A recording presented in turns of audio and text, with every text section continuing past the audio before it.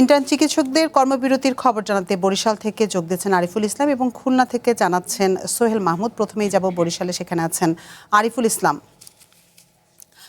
আরিফুল, আপনার কাছে শুরুতেই জানতে চাই যে এই যে এত একটা গুরুত্বপূর্ণ পেশায় এসে ইন্টার্ন চিকিৎসকরা কর্মবিরতি পালন করছেন, তাদের কাছে জানতে চেয়েছেন কি কারণে তারা এই কর্মবিরতি পালন করছেন?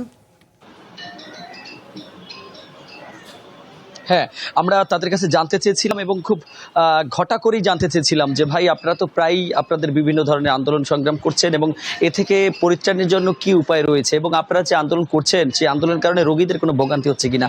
কিন্তু তারা চিকিৎসকরা কিন্তু বলে যাচ্ছেন প্রথমেই যে আসলে ফার্স্ট প্রায়োরিটি তো চিকিৎসকদের দিতে হবে, যে কোনো ধরনের যেন আসলে তারা হুমকির মুখে না থাকে, নিরাপত্তা ঝুঁকি যেন না থাকে সেটি তো আগে দেখতে হবে। অর্থাৎ আগে যদি নিরাপদভাবে কর্মক্ষেত্রে যেতে পারে তাহলে চিকিৎসাটাও আসলে নিরাপদ হবে, এমনটি বলছেন যারা ইন্টার্ন চিকিৎসক, যারা আন্দোলন করছেন। এবং তারা এটাও বলে যাচ্ছেন যে আসলে রোগীদের নিরাপত্তার জন্য তারা যেমন সচেষ্ট রয়েছে, ঠিক তাদের নিরাপত্তার জন্য রাষ্ট্রযন্ত্র যদি সচেষ্ট থাকে, শুধুমাত্র তারাই না এবং হসপিটালে স্বাস্থ্য খাতে যারা জড়িত আছে প্রত্যেকে যদি নিরাপত্তার জন্য সচেষ্ট থাকে তাহলে আসলে তারা স্বাস্থ্যসেবাটা ভালোভাবে দিতে পারবে। নির্মাণে নাম্বার 1 শাহ সিমেন্ট।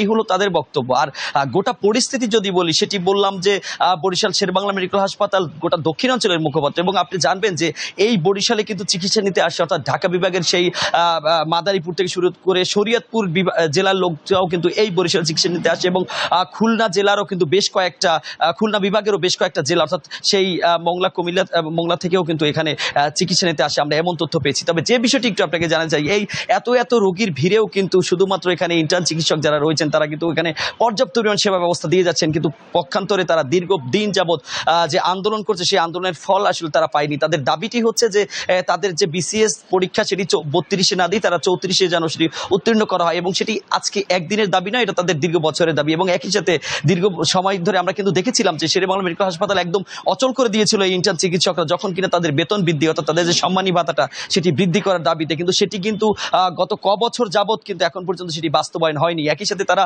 কিন্তু নতুন করে একটি ইস্যু তৈরি করেছেন, এবং সেটি এখানে যারা চিকিৎসক রয়েছেন এবং শেরেবাংলা মেডিকেল হাসপাতাল যিনি সহকারী পরিচালক, তিনি বলছেন যে ইন্টার্ন চিকিৎসকদের দাবি সঠিক থাকলেও আসলে রোগীদের স্বার্থে এখন তাদের কর্মে ফিরে আসা উচিত। তবে ইন্টার্নি চিকিৎসকরা বলছেন যে তাদের যে পরীক্ষা FCF পরীক্ষাটি যখন দিতে যায় তখন পরীক্ষায় শুধুমাত্র পরীক্ষায় অংশগ্রহণ করবে কিংবা ফর্ম ফিল আপ করবে, তার জন্যই তাদের 11,000 টাকা সে ফি দিতে হয়। এখন ফর্ম ফিল আপ করে তিনি অ্যালাউ হবেন কিনা সেটির কোনো সুনির্দিষ্ট সত্যতা নেই বা সঠিক প্রমাণ সাপেক্ষে নেই, না থাকলেও তাদের কিন্তু সেই 11,000 টাকা দিতে হয়। এই যে তাদের পদে পদে দৈন্যদশা, এ থেকে রক্ষা করার জন্য রাষ্ট্রযন্ত্র যদি এগিয়ে না আসে তারা তাহলে আগামীকাল থেকে কমপ্লিট শাটডাউন ঘোষণা করেছে। তো এখন পর্যন্ত এই ছিল আমার কাছে বরিশাল থেকে। আরিফুল, আপনাকে অসংখ্য ধন্যবাদ, আপনি সাথেই থাকুন। এবার আমরা একটু যেতে চাই খুলনায়, সেখানে আছেন সোহেল মাহমুদ। সোহেল মাহমুদ, আমরা আরিফুলের কাছে বরিশাল মেডিকেলের পরিস্থিতি জানছিলাম। খুলনা মেডিকেলে এই মুহূর্তে আপনি পরিস্থিতি কেমন দেখছেন? ইন্টার্ন চিকিৎসকরা যেহেতু বলছিল যে তারা জরুরি সেবা কার্যক্রম চালু রেখেছে, পরিস্থিতি কি আসলে সেখানে সেরকমই দেখেছেন কিনা, এবং উদ্ভূত পরিস্থিতি থেকে উত্তরণে কর্তৃপক্ষ কী ধরনের ব্যবস্থা নিচ্ছে আসলে?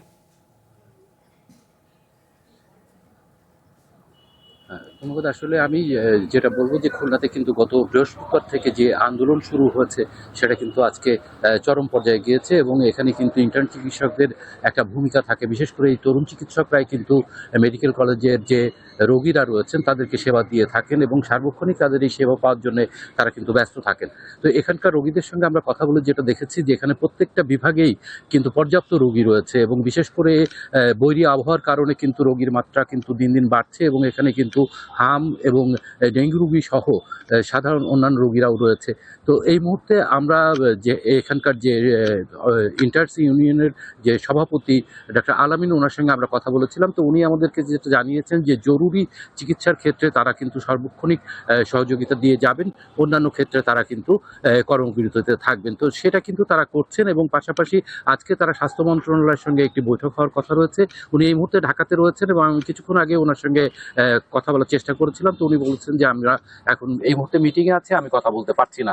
তো তারা কিন্তু প্রত্যাশা করছেন যে অচিরে এই সমস্যার সমাধান হবে। এছাড়া খুলনা মেডিকেল কলেজের যে পরিচালক রয়েছেন কাজী আইনুল ইসলাম, উনি আমাদেরকে যেটা জানিয়েছেন যে আমরা চেষ্টা করলেও কিন্তু রাতারাতি আমরা কিন্তু ডাক্তারকে সংগ্রহ করতে পারবো না। সুতরাং আমাদের এখানে যে সরকারি চিকিৎসকরা রয়েছেন তাদেরকে দিয়েই কিন্তু আমাদের সার্বক্ষণিক এই বিকল্পভাবে ব্যবস্থা করে কিন্তু এই দায়িত্বগুলো পালন করতে হচ্ছে এবং রোগীদের সেবা কিছু কিছু ক্ষেত্রে বিঘ্নিত হচ্ছে, বিশেষ করে জরুরি সেবা এবং এখানে যে অন্যান্য মেডিসিন গাইনি বিভাগে যে রোগীরা রয়েছেন যারা বিশেষ বিশেষ বিভিন্ন রকমের সমস্যার মধ্যে সবসময় থাকেন, তাদের সেবা দিতে কিন্তু যে ডাক্তারদের প্রয়োজন সেটা কিন্তু এই মুহূর্তে কিছুটা বিঘ্ন হচ্ছে বলে এরা আমাদেরকে জানিয়েছেন। আর রোগীদের সঙ্গে আমরা কথা বলে যেটা জেনেছি যে আগে তারা যেভাবে চিকিৎসা পাচ্ছিলেন সেটা কিন্তু এখন এই মুহূর্তে পাচ্ছেন না, যে কারণে তারা কিছুটা উদ্বিগ্ন। বিশেষ করে শিশু ওয়ার্ডের যে রোগীগুলো রয়েছে তারা কিন্তু সার্বক্ষণিক একটা উদ্বিগ্নতার মধ্যে থাকে, কিছু একটা হলেই কিন্তু তারা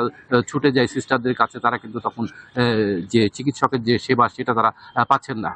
তো এই অবস্থায় কিন্তু খুলনা মেডিকেল কলেজের যে রোগীর সেবা রয়েছে সেটা কিন্তু নিশ্চয়তা অনেকটাই পাচ্ছে না তারা, যে কারণে তারা বলছেন যে অচিরেই ডাক্তারদের এই সমস্যাগুলোর সমাধানে সরকার এগিয়ে আসবে, এমনটাই প্রত্যাশা করছেন এখানকার যে ইন্টার্ন চিকিৎসকরা রয়েছে তারা বলছেন যে সরকার যদি আমাদের দাবি মেনে নেয় তাহলে আমি তাৎক্ষণিকভাবেই কিন্তু আমরা সেবা প্রদান শুরু করব। তো এই ছিল খুলনার সর্বশেষ অবস্থা। সোহেল মাহমুদ, আপনাকে অসংখ্য ধন্যবাদ আমাদের সাথে যোগ দেবার জন্য। 6 দফা দাবিতে ইন্টার্ন চিকিৎসকরা কর্মবিরতি পালন করছেন এবং এ বিষয়ে সবশেষ তথ্য জানাচ্ছিলেন আরিফুল ইসলাম এবং সোহেল মাহমুদ।